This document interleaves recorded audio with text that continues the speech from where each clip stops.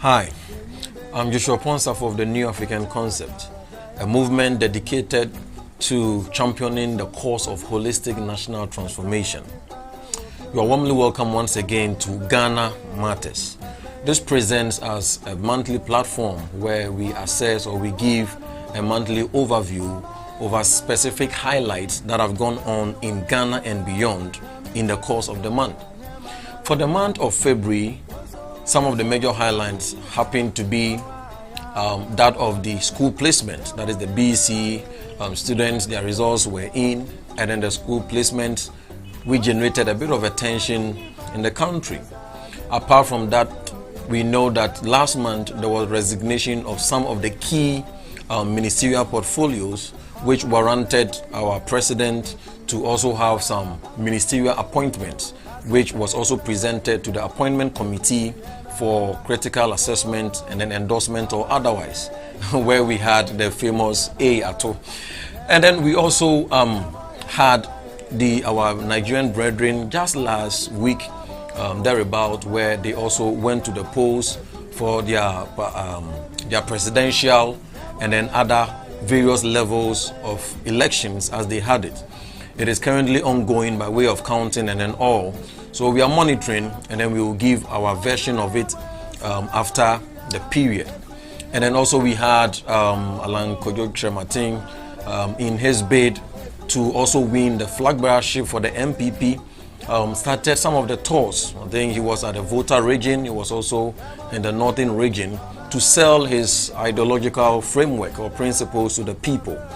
And Ghana, and then even at the global stage, we were struck, unfortunately, with a very sad news that happened early morning on one of the Mondays in February, where we heard of the earthquake that struck Turkey and then Syria, which brought about a lot of death, more than about 48,000 people unfortunately perishing.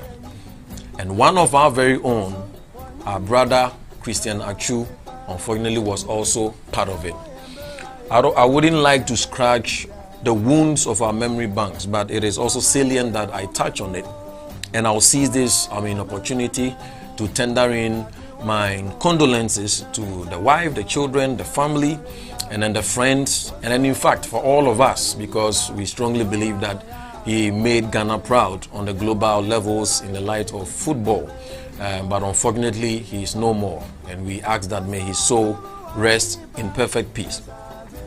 Now we received his mortal remains. We had the vice president and then the military also receiving the mortal remains at the airport, and he has been placed at the morgue where preparations are being made to have a befitting burial for him. Now this is the point that over that same period, we also heard of one of the former coaches, that is Coach Silastete, who happened to be the very person who is said to have raised, mentored, and trained the likes of Dede Ayew and Ajiman Bedu and many others, and they were able to win the 2009 Under-20 FIFA World Cup that happened in Egypt.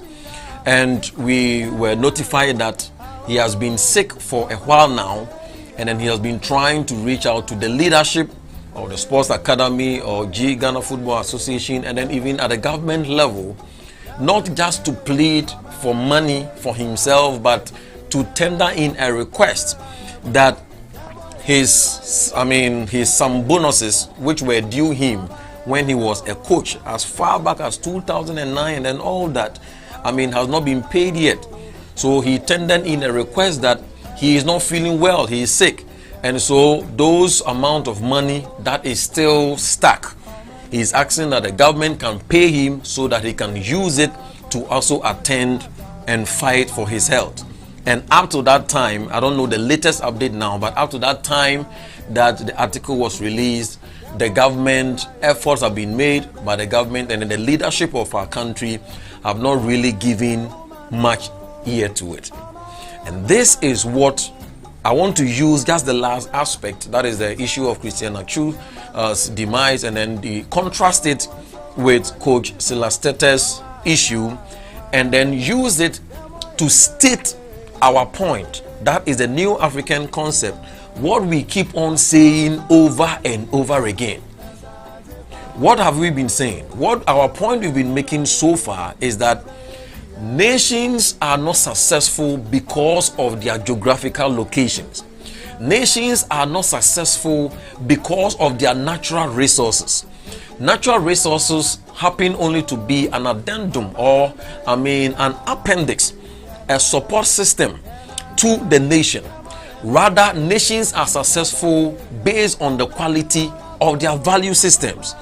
And we have repeatedly said that poor values will give poor nations, rich values will give rich nations, and then weak values will beget weak nations. Ghana is a weak nation because of her weak values. Ghana is a poor nation because of her poor values. The poverty of our corporate value system is what has contributed to what we have now. And this is exactly what can be seen in the issues that we are talking about. We are waiting, unfortunately, for Coach Silas Tete to pass on, and then we now try and then create a pomp and pageantry around his burial. This has become the woes of the black man. We measure the minor and we minor the major, instead of to measure the major and minor the minor. We will wait when the person is alive. And this one, he's not even going around scouting for money. This is money that is due him.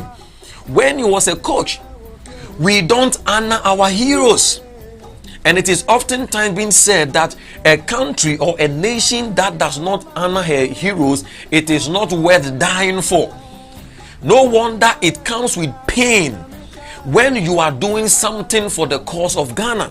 No wonder our footballers, will be willing to take money so much than even the heart to sacrifice for what? For the advancement of the football academy.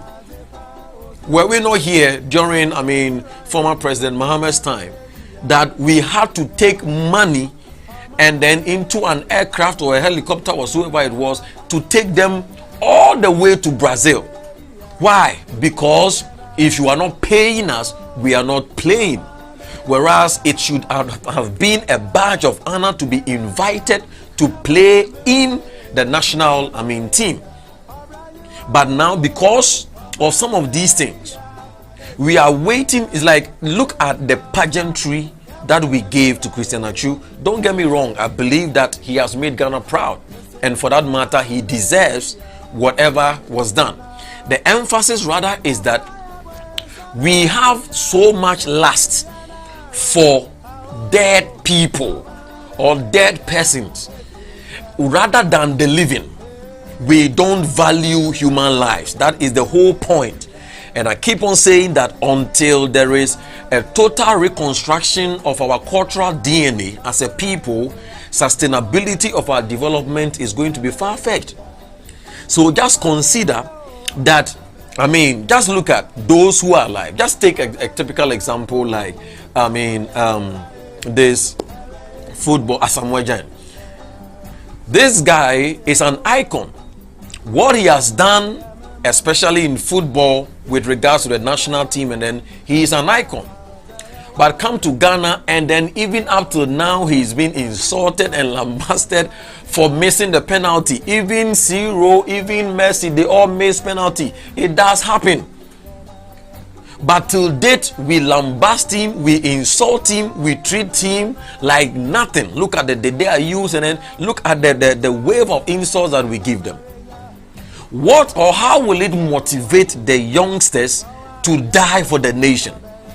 We are calling for patriotic nationalism, but it does not happen in a vacuum.